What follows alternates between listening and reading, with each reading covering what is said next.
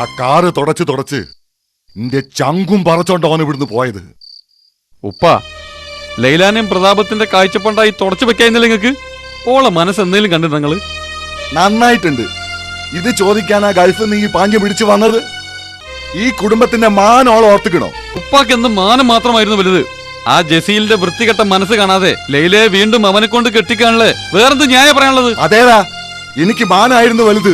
ഒരു പീറ പെണ്ണിന്റെ മനസുഖത്തിന് വേണ്ടി കളയാനുള്ളതല്ല എന്റെ മാനവും മുതലും. നിങ്ങൾക്കെന്നും മനസാക്ഷിയില്ലാത്ത മനുഷ്യരാണ് വേണ്ടത്.